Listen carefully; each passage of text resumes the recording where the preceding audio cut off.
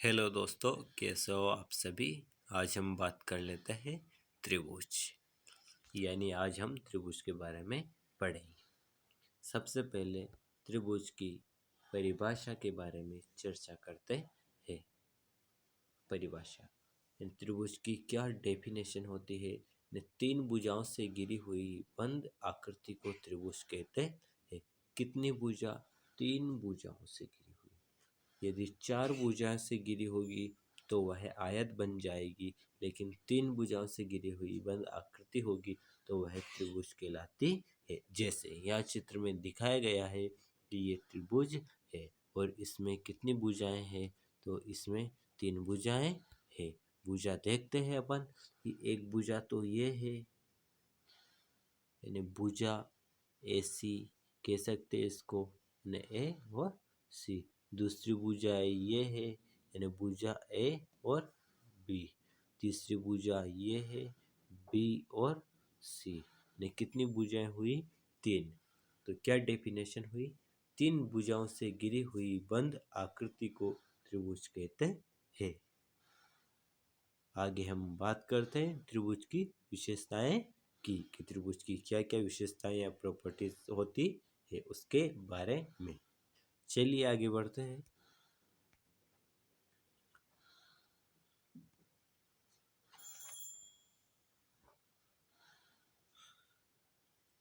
कि त्रिभुज में तीन भुजाएं होती है उसकी बात हमने कर ली है। और तीन शीर्ष होते हैं।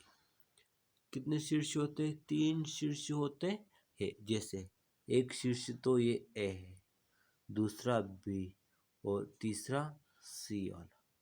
तो त्रिभुज में कितने शीर्ष होते हैं? तीन शीर्ष होते हैं। वैसे यहाँ दिखा हुआ ए, बी और सी। एक और बात बता देता हूँ मैं आपको कि जो शीर्ष होते हैं त्रिभुज में उनको इंग्लिश वर्णमाला के बड़े अक्षर से दर्शाया जाता है, और जो भुजा होती है उसको छोटे वर्ण से, जैसे इसको हम दर्शा सकते हैं ए और इसको बी और इसको सी।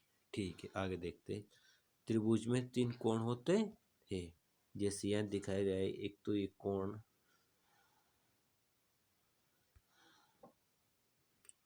ए, दूसरा कोण बी और तीसरा कोण सी। यानी त्रिभुज में तीन कोण होते हैं और इन तीनों कोणों का मान 180 डिग्री होता है। जैसे कोण ए प्लस कोण बी प्लस कोण सी बराबर 180 डिग्री। यानी क्या होता है मान? 180 डिग्री। त्रिभुज के तीनों कोणों का मान 180 डिग्री होता है। ठीक है, आगे देखते हैं। अब त्रिभुज के प्रकार के बारे में बात कर लेते हैं। जैसे भुजाओं के आधार पर त्रिभुज के तीन प्रकार होते हैं। पहला, समबाहु त्रिभुज, जिसकी सभी भुजाएं समान हो। सम का मतलब समान होता है और बाहु का मतलब भुजाएं। जिसकी सभी भुजाएं समान हो, लेकिन त्रिभुज में कितनी भुजाएं होती है? तीन। तो कितनी भुजाएं समान होगी? त्रिभुज की तीन भुजाएं। ठीक है, आगे बात करते हैं समद्विबाहु त्रिभुज, यानी जिसकी दो भुजाएं समान हो। सम का मतलब क्या हुआ? समान। द्वि का मतलब दो, बाहु का मतलब भुजा। जिसकी दो भुजाएं समान हो उसे समद्विबाहु त्रिभुज कहते हैं।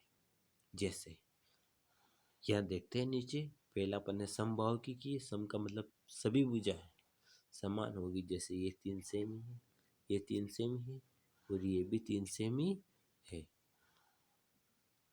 तो तीनों तीन तीन सेम ही है, तीनों भुजाएं। तो कौन सा त्रिभुज होगा? समबाहु त्रिभुज। दूसरा देखा हमने समद्विबाहु, जिसकी दो भुजाएं समान हो। जैसे जैसे ये भी तीन सेमी है, ये भी तीन सेमी। ये दोनों समान है लेकिन एक चार सेमी है। तो ये एक अलग हुई, बाकी दो तो समान है, इसलिए इसे क्या कहेंगे हम? समद्विबाहु त्रिभुज। तीसरा देखते हैं हम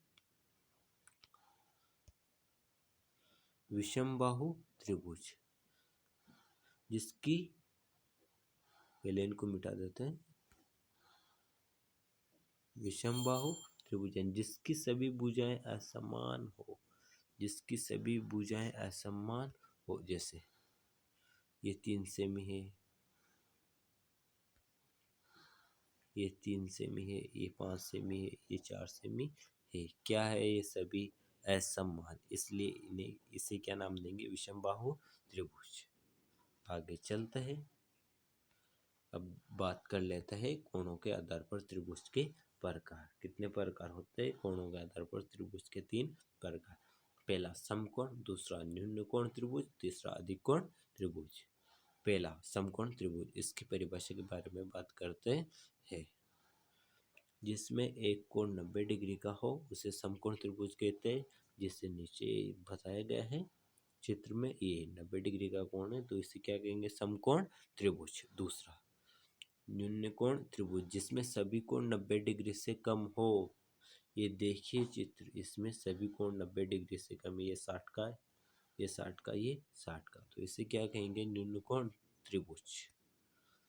तीसरा देखते हैं अधिक कोण त्रिभुज, जिसमें एक कोण का मान 90 डिग्री से अधिक हो उसे क्या कहेंगे? अधिक कोण त्रिभुज। जैसे ये देखिए आप, ये 110 डिग्री मान है इस कोण का, इसका 30 है और इसका 40 है। तो ये कौन सा त्रिभुज होगा? अधिक कोण त्रिभुज।